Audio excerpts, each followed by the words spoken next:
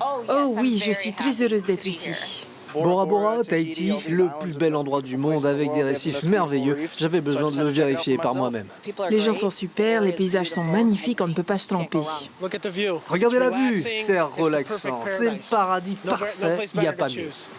Les bons chiffres du tourisme le prouvent, la passion pour la Polynésie est réelle et plus accessible avec l'offre aérienne qui s'est nettement étoffée en 2018.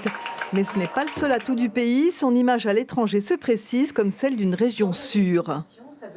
C'est la stabilité, il faut le souligner effectivement, les opérateurs internationaux nous regardent et la stabilité donne confiance. Nous sommes au milieu du Pacifique, loin des conflits, loin des grands phénomènes météorologiques et puis il y a un vrai engouement pour la destination.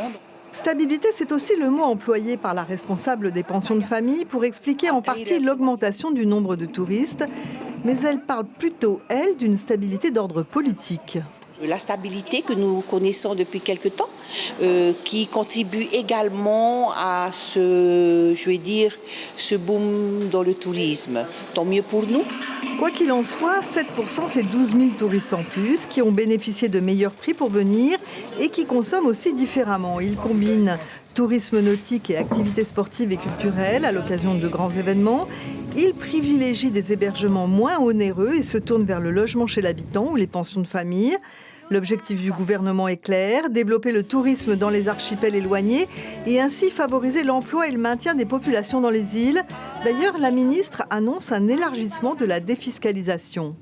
Et nous mettons un accent particulier au soutien, au développement de la petite hôtellerie familiale et des pensions de famille, renforcement des soutiens financiers, mais également une ouverture de la défiscalisation pour ce secteur particulier de l'hébergement. Seul bémol dans cette avalanche de bonnes nouvelles, les grands hôtels font moins recettes. L'information en continu sur Polynésie la première, Internet et réseaux sociaux.